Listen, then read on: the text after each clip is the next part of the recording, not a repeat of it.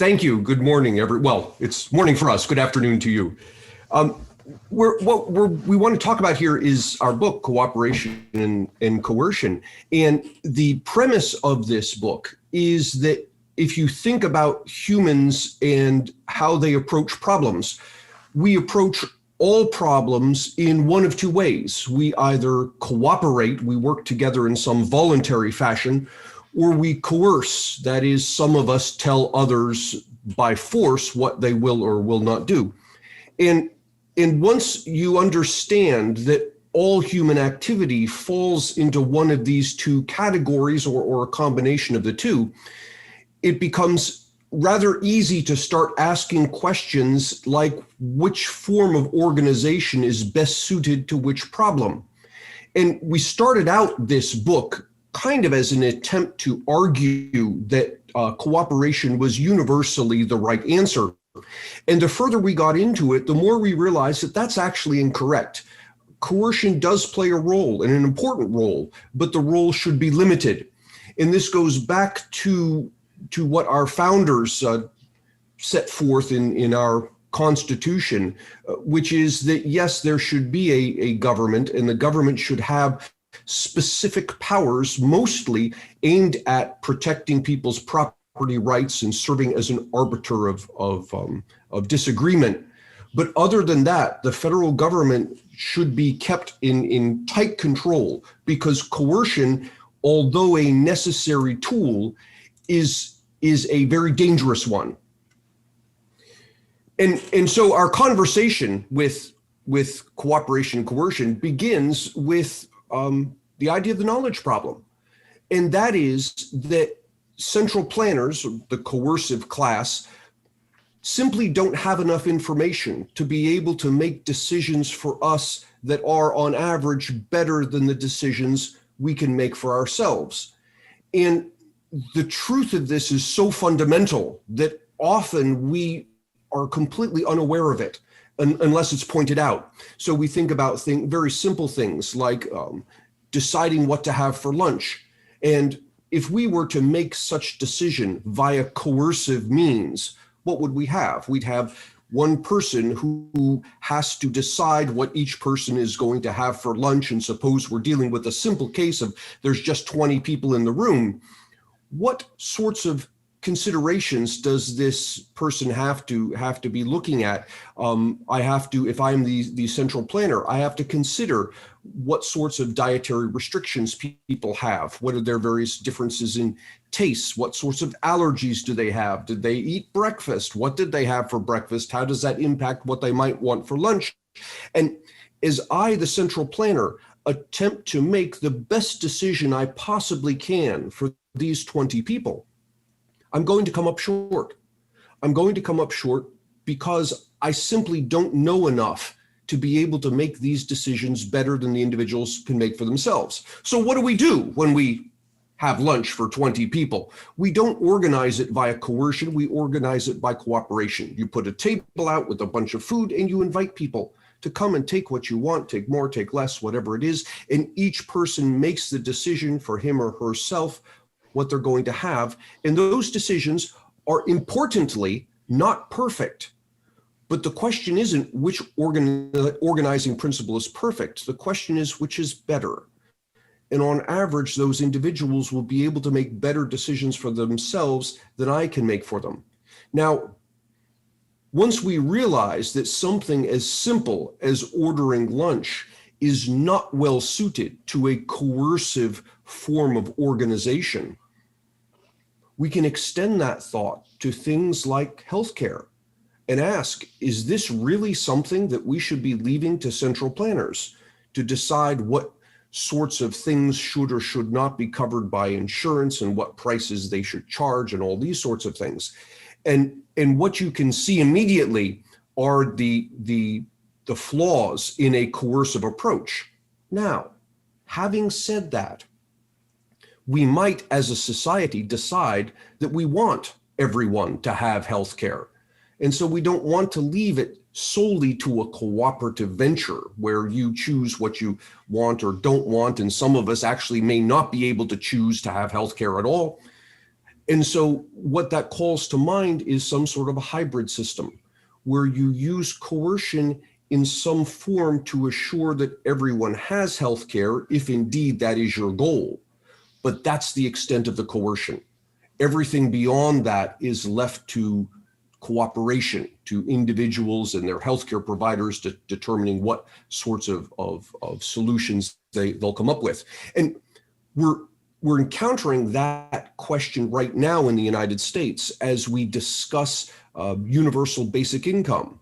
We have in this country literally hundreds of programs all aimed at helping the poor, all sorts of things from income assistance to help with electricity bills, to help with housing, these sorts of things.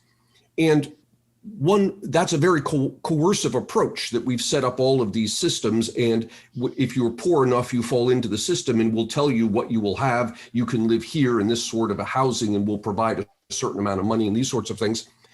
An alternate approach, if we're agreed that the state has a role in making sure that everyone has some basic standard of living, is to use a UBI, universal basic income. So here, the state simply cuts a check. You cut a check to every person for a certain amount of money, and then you leave it to cooperation. You leave it to the marketplace, to individuals to decide what sorts of things they'll do with this money.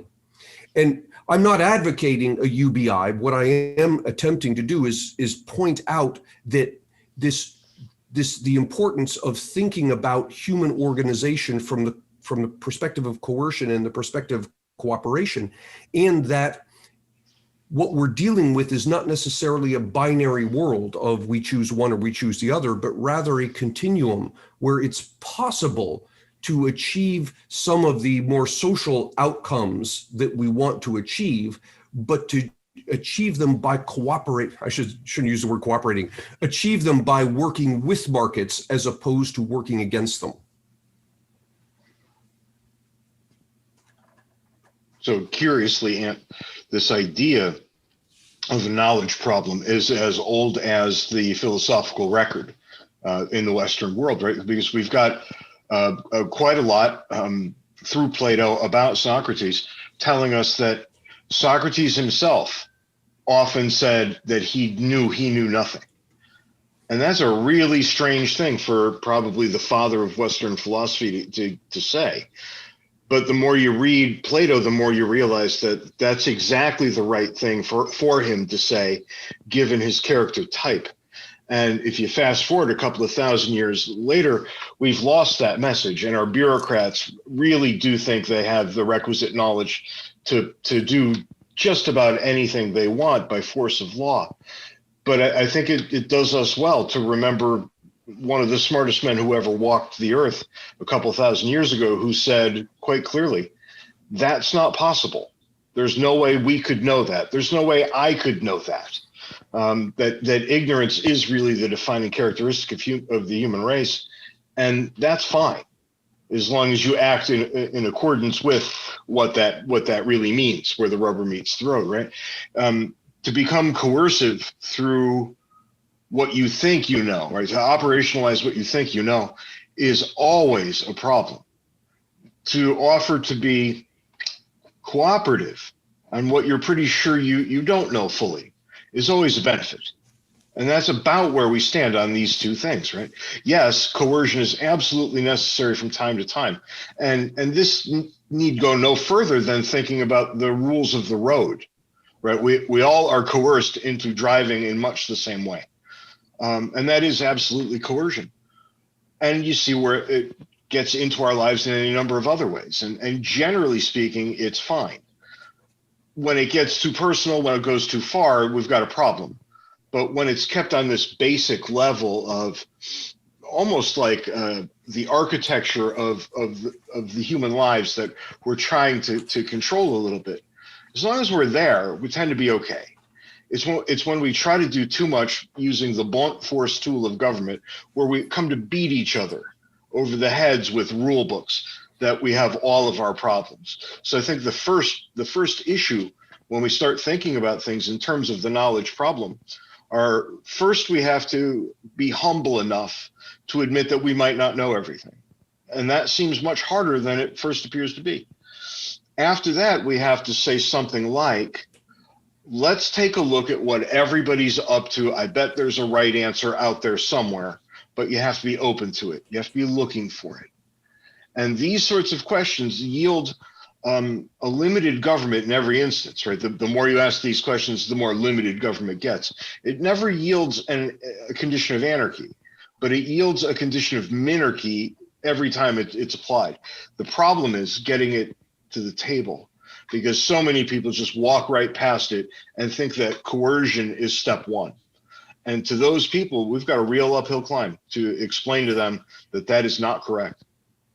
Yeah, and I think we tend to default toward coercion because of what James and I called is the image of the magic wand of government. We somehow think that all we need to do if we see a problem is to pass a law that says the problem should no longer exist. And lo and behold, the problem disappears. And in fact, that's not at all what happens, because people don't respond to laws. They respond to incentives. Wait a second. This is how Bernie Sanders solved the problem of poverty. Right. Yes. Right. Let college be free, then you get free college. Sure. So he solved that. He solved that problem too, and I think he also solved the medical problems that we have by lowering the price of all kinds of medical procedures and medicines. Right. Yeah. Yeah. Let healthcare be free, and lo and behold, it's free. And the problem is, when you start to think a little bit more like an economist, you realize that people aren't responding to the laws, they're responding to the incentives, and the incentives that the laws create. And when we use this force of coercion, a couple of things happen that we really don't want to happen. One is that it becomes very difficult to find better solutions. In a cooperative venture where we're all working voluntarily, if we're working towards some goal and we're just not achieving it, we're going to stop. People are going to drop out and say, look, this is a waste of my time, or it's a waste of my money, or whatever it is. I'm going to go do something else. And so naturally, with cooperation, solutions that don't work die out. And we're constantly looking for better solutions. And when one shows up, it will attract people and say, yeah, I want to do that thing because that works. Now, contrast that with coercion. With coercion, when the government steps in and says, here's the solution we're going to apply to this problem, it immediately creates a bunch of constituencies, people who have an incentive not to pursue the solution, but not to pursue a better solution, but rather to pursue this particular solution that the government has selected. And I give you as an example, in the United States, this ongoing, and by ongoing, I mean this is a decades-long conversation we've been having about public schooling. Public schooling in this country, generally speaking, not in every case, but generally speaking, is abysmal. And it persists precisely because it is the product of a coercive system. The state steps in and says, there will be education, it will look like this. And what has emerged? What has emerged are teachers' unions, textbook publishers, politicians, all of whose livelihoods depend on this particular solution. And because they have the force of the state behind them, this is coercive, they can prevent people from pursuing alternative solutions that are better. And so we get stuck in this miasma of horrible public education going on for decades, precisely because it has the force of coercion behind it. So that's one problem that emerges from coercion. The other problem that emerges is unintended consequences. That as people react to the coercive force of government, they react in ways that government didn't anticipate. All sorts of weird things start to happen. James, you know the story of the Starbucks coffee lids? Yeah, I kind of remember that, right? Because the Starbucks as a concern had to replace the lids for some reason, to use less plastic, I guess was the ultimate goal. Yeah, California, yeah. It was a California thing, and they ended up making the lids shaped such that it was actually a net increase on plastic usage. Yeah. So not exactly what they were running after as a solution. Yeah, the drinks that they were selling required straws. California outlaws straws because of plastic. Yeah, so Starbucks comes up with this convoluted lid that will do kind of the same thing as a straw, but actually ends up using more plastic. It's a little embarrassing, right, to be from the United States when we have to start talking about bans on straws, and yet we've got them. And one thing that came to replace the paper or the plastic straw was the metal straw that you could purchase once and bring with you from place to place, which is already teetering on the cliff of asinine where I come from. It was just stupid. I don't leave my house with my trusty straw because I might want a beverage later in the day. But one woman did, and she managed to fall down with it in her hand, pierced her eye, went into her brain, and killed her. And if you want to talk about unintended consequences in the fight of straw versus human, straw sometimes wins. Here in Pennsylvania, Philadelphia is our major city, and the Philadelphia City Council became disturbed at obesity amongst children. And so they passed a law that would not banning sugary drinks containing high amounts of sugar, but imposing a high tax. I think it was like 30% tax on sugary drinks. And of course, just for a second, do you know what was included in the massive tax increase on sugary drinks? No. Non-sugary drinks, sugar-free drinks were included. Really? I didn't know that. Yeah, it's because they didn't trust the cashiers to differentiate one to the next. Amazing. So, well, all the diet sodas, all the fruit juices, you name it, all that kind of stuff, right in the list with everything else. And on its face, if you're approaching this problem from a coercive perspective, it looks reasonable. If you want kids to stop drinking sugary drinks, make it more expensive for them to obtain them.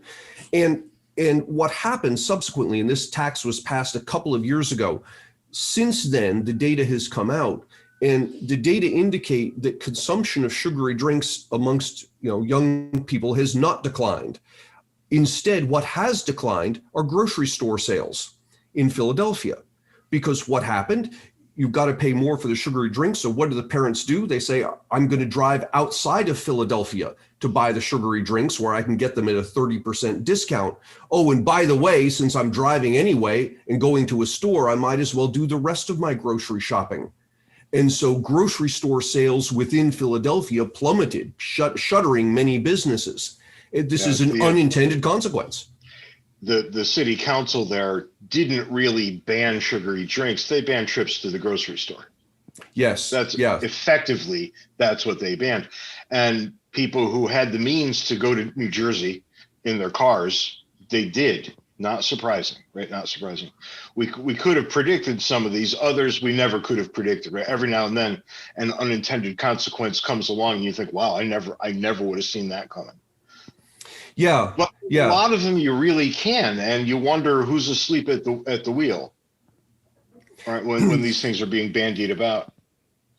One of the interesting, I call it an unintended consequence that we didn't anticipate, and it's not entirely clear why this happens, but it's clear that it does happen.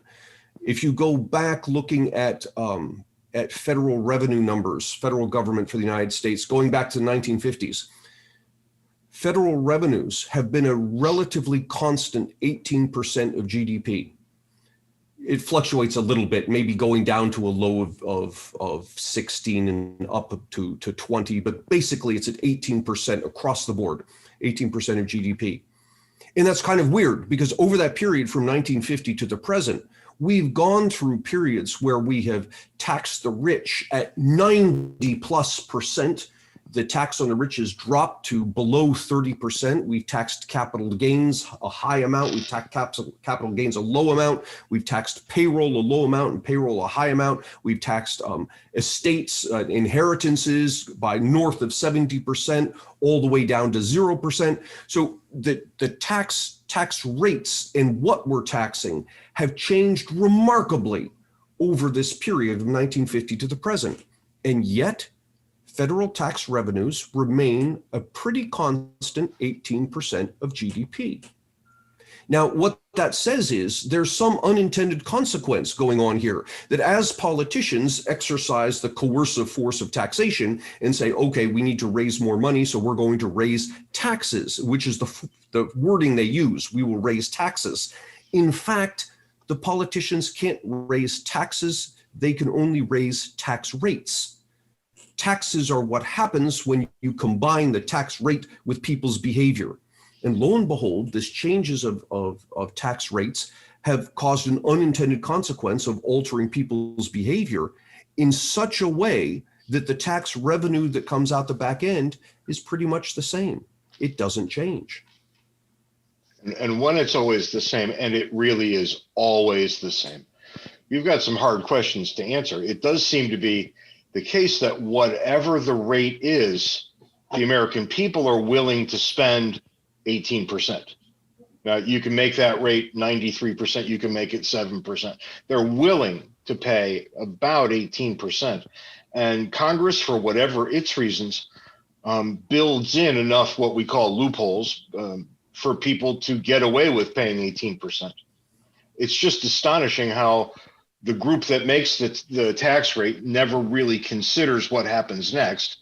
The people who receive the tax rate never really think about what the tax rate is, right? Everybody just kind of lands, and we're talking for 70 years now. They land right in that same little tight circle. And that's utterly fascinating.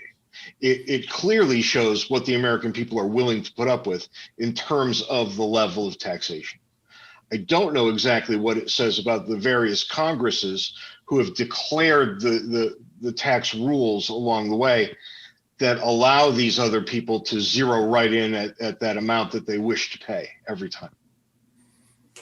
And so as we think about unintended consequences, and these are unintended consequences of coercion applied in particular areas, perhaps one of the most egregious forms of unintended consequences arise when we use coercive force against an amorphous or unnamed entity, right? And here we have 3 examples of that in this country. We have, over the past 50 plus years, declared war on poverty, on terrorism, and on drugs. We've declared these 3 wars. And the terrorism war is still, the data is still coming in, but the data on the war on drugs and the war on poverty are quite clear that we've lost both of them.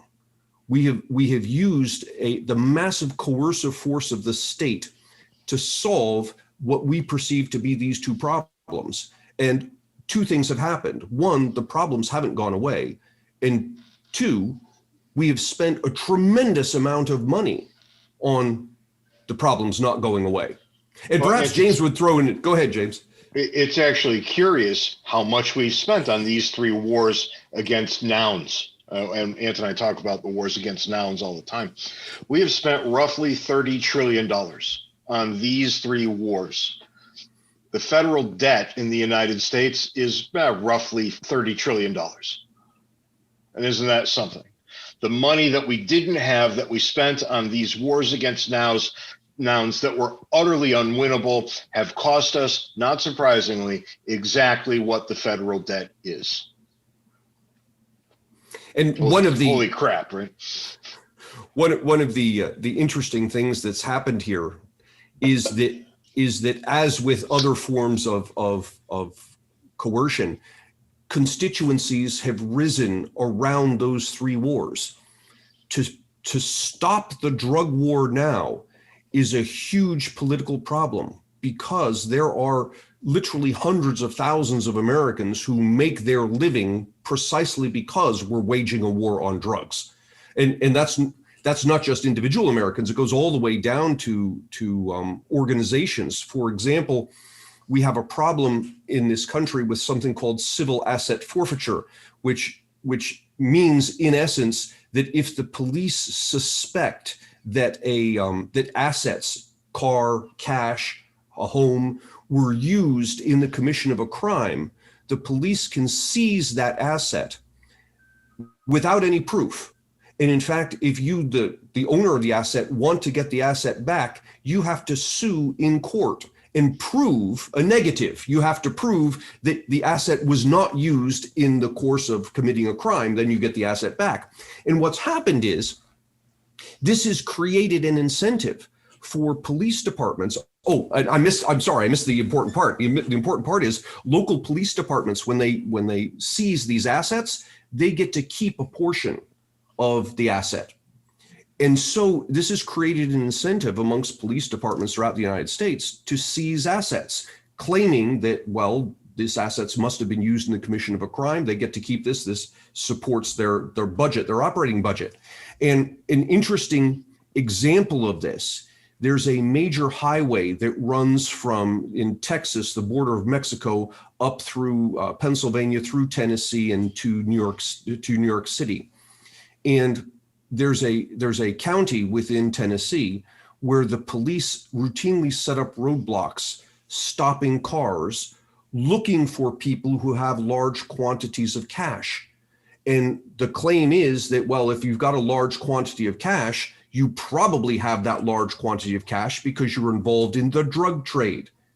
And so we're going to seize this cash. And of course, you know, the local department gets a portion of this cash. Yes, you can get it back, but it's going to take you a long time and lawsuits. And even then you're not guaranteed you're going to get it back. So it's profitable for the local law enforcement to do this. Now, in response, local law enforcement says, well, this is part of the war on drugs. We're preventing this drug trade between Mexico and New York City by stopping these cars. But here's the interesting thing. The police departments only stop cars on the southbound lane. That is, cars that would be ostensibly coming back from New York City after having sold the drugs. They don't stop the cars on the northbound lanes, the ones that ostensibly would be carrying drugs to New York City. Why? Because keeping a portion of the drugs doesn't do them any good, but keeping a portion of the cash does. And so consequently, you've got this weird situation where we have declared war on drugs and set it up in such a way that our local police departments actually have a financial incentive for the drug trade to continue. It's really a perfect plan, isn't it, Ant? And the more you look at these sorts of things, the more you realize that the unintended consequences come to rule the day, right? It's always the thing that couldn't be foreseen that comes up as the tail that wags the policy dog. And we've looked at it so often now that we're very, very unsurprised when we see it again. We're actually very surprised when we don't see it. When you find a law that's crafted well enough to avoid most of the obvious problems that come in the wake of these sorts of things. But this is just where we are at this point. And we can say something like, well, the level of regulation and legislation that we face is clearly too high for all the various reasons that are swimming below everything that Antony just said. But getting anybody to act on that, I think, shared knowledge, right? We all do know that it's out of hand. Getting anybody to work on that in any systematic way is nearly impossible. And you can see it when you take a look at the incarceration rates of people in the United States. We as a nation incarcerate more of our people per capita than any other nation on the face of the earth. And you get a sense that these two observations somehow belong together, that when you regulate to such a degree that a police officer can come upon you and very likely arrest you for one of any number of reasons that you're blissfully unaware of, maybe we've gone too far, right? Just a thought, maybe it's gone too far. And we're going to have a discussion about this at some point down the road, but it's not going to be a pleasant discussion. There are going to be a lot of losers when we're having it, which is how you know we're not going to have it anytime soon. The title of our book, Cooperation and Coercion, the subtitle is How Busybodies Became Busy Bullies and what that means for economics and politics. Busy bullies is actually a James creation. It's a wonderful word. And what we mean by that is, of course, a busybody is someone who's sticking their nose in your business, who wants to tell you how to live your life, right? And we all have experience of this. Anytime you get together with your elderly aunt, she's going to tell you what you are and are not doing well, right? These are busybodies. The neighbors next door. Right, the neighbor next door, right? The problem is when you live in a society that heavily favors coercion as a tool of problem solving, this gives busybodies a power they didn't have before. And we call them busy bullies when they co-opt the power of government. So if I don't like, what you're doing with your lawn or the color you've painted your house or what have you, I can co-opt the government and I can use the power of government to force you to live your life the way I think you should live it. And so I become a busy bully. And the war on drugs is one example of this.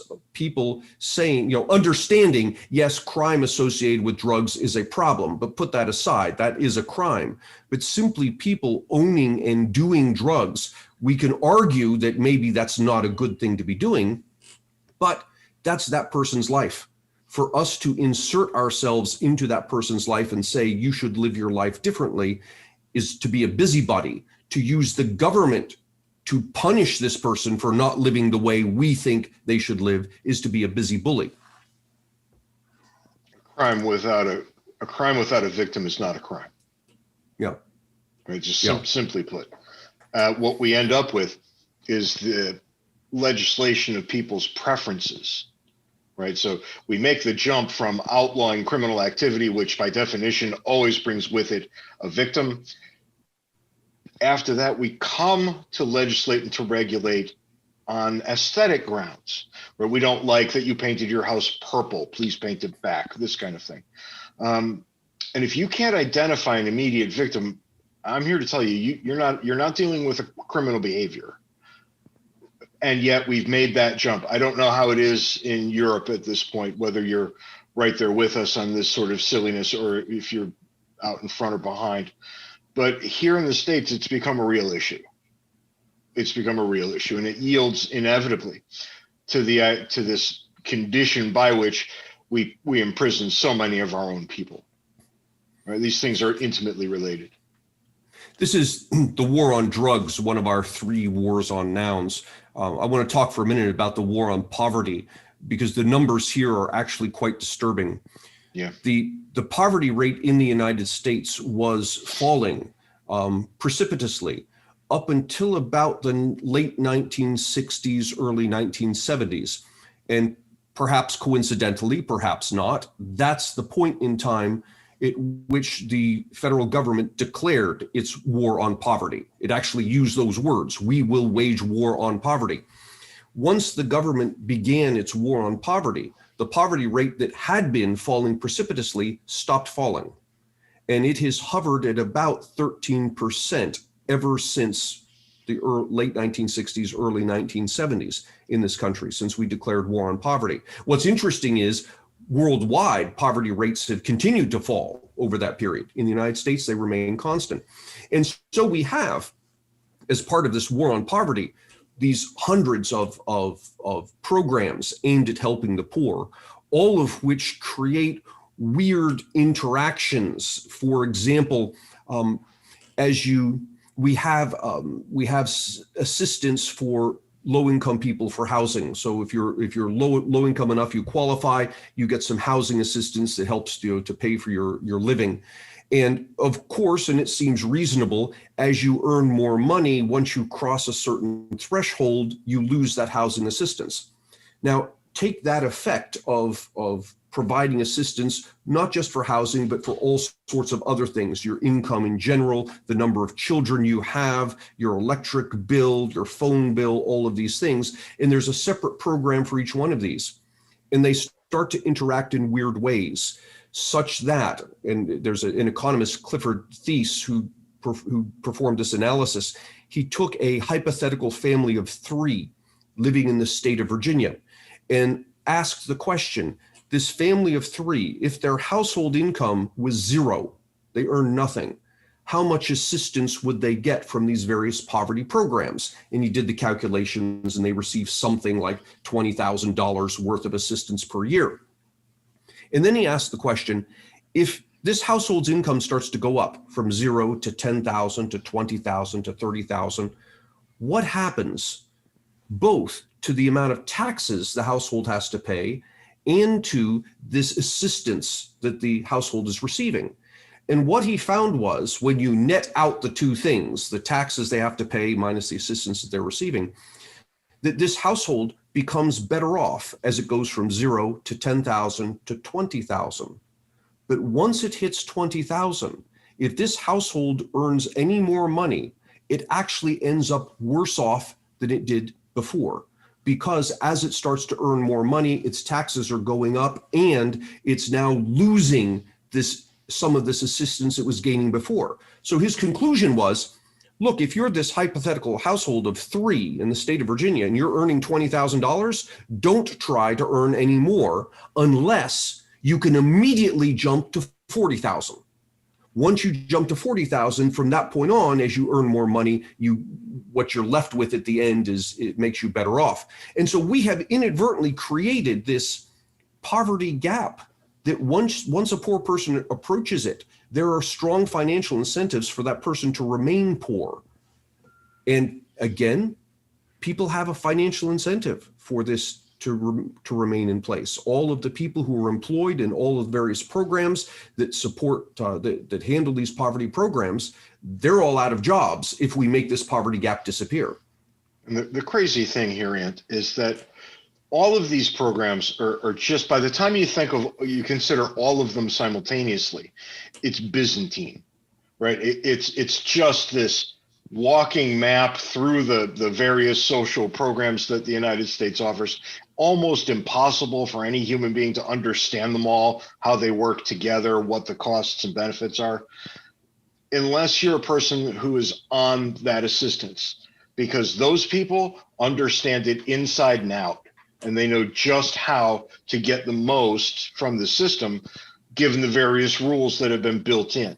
Right? I don't say this in a mean-spirited sort of way. I think it's actually interesting that they can come to understand these things. And I know that necessity is the mother of invention here. It is. But the only people who actually understand this with any clarity at all are the people who are on these programs. The people who write the programs don't even understand them all that particularly well, but the people who need them do. And they choose accordingly. This goes back to where we started as we think about cooperation and coercion, it's most useful not to think about them as binary options, but rather as a continuum. If indeed it's the case that we agree that the federal government has some role in preventing poverty or to helping the poor, the right way to do this is to use the minimal amount of coercion, as opposed to what we've done is to use the maximal amount of coercion, where we have people making judgments as to how you will spend your money and what sorts of assistance you're going to have and this sort of thing. And here's an interesting case. Since the war on poverty began in the 1960s, the federal government has spent on all of its various programs, adjusted for inflation, $22 trillion. $22 trillion fighting poverty since the 1960s. If instead of taking a coercive approach, we had taken a more cooperative approach, something like, we're not going to have all of these rules about the housing assistance or your phone assistance or electrical assistance or whatever it is. Instead, we're going to cut you a check. We would have been able to cut a check for $10,000 every single year for every poor American. For the same $22 trillion, that would have completely eliminated poverty. The poverty rate would have been 0 ever since 1960. And yet we didn't take this more cooperative approach to solving the problem. We took the more coercive approach because it goes back to the magic wand of government. We saw a problem, the problem was poverty, and so our knee-jerk reaction is, let's pass a law fixing this problem. And it didn't fix it, it actually perpetuated it. And you can see the upshot of this line of thinking by just considering 2 United States presidents. Lyndon Johnson declares war on poverty. Fast forward to the 1980s, Ronald Reagan gets up on a podium and says, we declared war on poverty, poverty won. I don't know what could make it more stark than that. Poverty won. And there was absolutely no reason why that had to be the case. It needn't have won. We've been giving examples about the United States here, but we can extend this analysis globally. And instead of looking at the costs of coercion, let's go the other direction, look at the benefits of cooperation. There's no clear way to measure this, right? But the phenomenon that we're going to talk about is economic freedom. There's a variety of ways, variety of institutions that attempt to measure economic freedom. The Fraser Institute is my favorite because their data set is the broadest and the longest going back in time. And what Fraser does, as many other institutions do, Heritage Foundation is one, for example, it will look at states and within the United States and countries across the world. It even has a new data set that looks at cities, and it asks questions about economic freedom, which is in essence what we're talking about when we say cooperation. And so it asks questions like, how difficult is it to start a business? How many loopholes do you have to jump through? How long does it take? How much of your income do you get to keep as an individual? How much unnecessary regulation exists? That's on the cooperation side. And on the proper coercion side, how much rule of law is there? Is it the case that that if you're wronged, you can bring a case to a court and the court decides this fairly in a relatively quick period of time? So Fraser looks at all sorts of things like this, and it puts a stamp on the country that indicates its level of economic freedom. And what's fascinating is if you cross-reference Fraser's Economic Freedom Index with data coming from the United Nations, from the World Bank, that indicate quality of life. So things like, of course, per capita income, things like unemployment rates, poverty rates, income inequality, gender inequality, child labor rates, even environmental degradation. If you cross-reference the economic freedom data with these socioeconomic outcome data, what you find, not in every case, but in the vast majority of cases, there's a very clear trend. And the trend is countries that embrace more economic freedom, that is on this scale of cooperation and coercion, they move more toward the cooperative side, not abandoning coercion, but moving more toward the cooperative side. Those countries score better. Not only cross-sectionally, in a given year they score better, but going back over decades, they consistently score better. And you can track this as countries move and they become less economically free, their scores tend to fall. As they become more economically free, their scores tend to rise.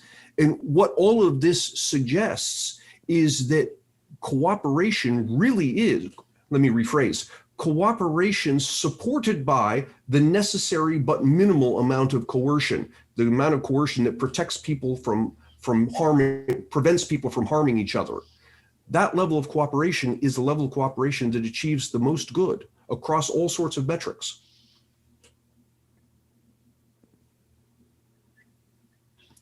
James, you want to say something? No, I agree with every single thing you just said, which makes sense given that we wrote it into a book together some time ago. And, you know, we take a fair amount of heat from libertarians who want there to be no government at all. We take a real fair amount of heat from anarchists, but we are neither libertarians nor anarchists, right? We are classical liberals. We fall in line with Jefferson and Madison and those sorts of fellows, along with, you know, a number of people from continental Europe and England for the general philosophy that underlies the Enlightenment. We're not lunatics, come to find out, and the market badly wants lunatics, so we're shuttered off to a corner. But our kind of people in that corner are becoming more self-aware, and that group is growing. And we find that if you just say things like, well, the government exists to do these three things, quite simply, and leave you alone the rest of the time, reasonable people have reasonable reactions to that sort of thing. And that's where we've laid our bet. We suspect that change, to the extent that we can get it, is coming there. And we'll be waiting for everybody when they get there.